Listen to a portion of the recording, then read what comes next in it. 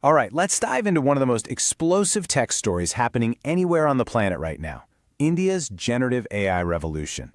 So what's the playbook for actually winning in 2026? Well, it all starts with just one number. 890. Just let that sink in for a second. What on earth could this number mean? It's not just some random statistic. It's the headline of a story about unbelievable speed and massive, massive scale. That's right. 890 is the number of active GenAI startups in India. And get this, that's a threefold increase in just a single year. This isn't just growth, It's more like a Cambrian explosion of innovation. So how do we get here? And more importantly, where are we going? Over the next few minutes, we're going to break it all down. First, we'll talk about what's being called India's AI compounding era. Then, we'll look at how AI is getting way smarter and more focused. We'll see where it's making a real-world impact, uncover a pretty serious hidden challenge, and finally, lay out the actual playbook for founders in 2026. Okay, first up, India's AI compounding era. This is all about a huge shift in thinking, from AI as a cool little experiment to AI being the absolute engine of the entire business. So what does AI compounding even mean? Well, think of it like this. A couple of years ago, AI was a feature, right? Something you'd add on. Now, AI is the business. It's the foundation.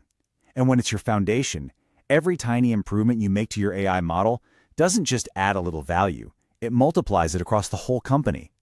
That shift in mindset is exactly what's rocketed India into becoming the world's #2 hub for GenAI startups. And that leads us to the next really big pivot. The smartest folks in the room are realizing that building another general-purpose chatbot, well, that's not the end game anymore. The real strategy now is about getting super specific, and that means moving to vertical and agentic AI. So first, let's talk about vertical AI. Imagine an AI that isn't a jack of all trades, but is an absolute master of one. It's purpose-built for tricky, regulated industries like law or finance. A general model might give you a textbook legal definition, but a vertical AI for law? It understands specific case law, it knows the local court rules, it has deep surgical precision, where the general models just fail. And then you've got Agentic AI. Whoa! This is the leap from a passive assistant to an active doer. An agentic system doesn't just answer your question about how to apply for a loan. No, it takes your application, it processes it, it runs the background checks, and it completes the entire workflow, all on its own. It's pretty amazing. And you can really see that evolution perfectly right here. On the left, you've got the simple reactive assistant. It answers a question, it does a small task. But on the right, you have the proactive agent that executes a whole complex job from start to finish. We are literally watching the shift from AI helpers to AI workers in real time. Now, this whole shift creates a huge, huge opportunity because speed is everything, right? But it's also about agility and specialization, things startups are just naturally good at. And that's exactly why 60% of big corporations are choosing to partner with startups instead of building everything in-house. So if you're a founder, listen up. The market isn't just there, it is actively looking for you. Okay, so we've seen the insane growth and the big strategic pivot. But where is all this tech actually, making a difference? Let's look at the real-world transformations that are happening as we speak.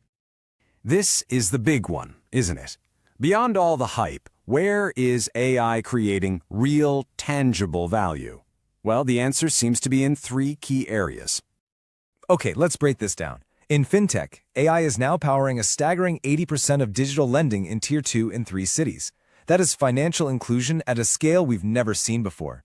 For businesses, document processing is now 25 times faster. And in edtech, and this is really fascinating, we're seeing indigenous AI tutors that support over 22 Indian languages. And we're not just talking about clunky translation, we're talking about AI that gets the cultural nuances, the local idioms, and getting the actual script, like the proper Devanagari for Marathi, perfect. That's a whole other level of personalization. But amidst this incredible boom, there's a fault line starting to show. A quiet but really critical challenge that could actually threaten all this progress. It's what some are calling the hidden data gap. It's that classic problem, right? You're building this incredible skyscraper, but are you building it on solid rock or on sand? The growth is spectacular, no doubt, but is the foundation, the data, the infrastructure, is it truly solid enough to hold up everything that's being built on top? And it really comes down to two big issues. First, there's a missing layer. Everyone wants to build the shiny, cool apps on top, but very few people are doing the hard, essential work of cleaning and curating high-quality data. And second is the compute debate. The government is helping subsidize access to GPUs, which is great, but it does raise a really important question about the future. Who's going to own and control the core infrastructure that all of this AI depends on? So, knowing all this, the opportunities and the challenges, what's the actual path forward? This brings us to our final section, the 2026 Founders Playbook for building an AI startup in India that can actually last. The playbook really comes down to three key pillars. First, forget about secret algorithms. Your real defense, your moat, is your data. Find unique data sets that no one else has. Second, design for humans and AI to work together from day one. Let the AI handle 90% of the work, with humans providing that crucial final oversight. And third, build privacy in from the very beginning. Complying with India's data protection laws isn't just about ticking a box, it's about building fundamental trust with your customers. And this quote just nails the new reality perfectly. The golden age of just playing around and experimenting, it's over. The market now wants pragmatic AI. It's not about what your AI can do in theory, it's about what it actually does to deliver a clear, measurable return on investment. And so I'll leave you with this one last question to think about.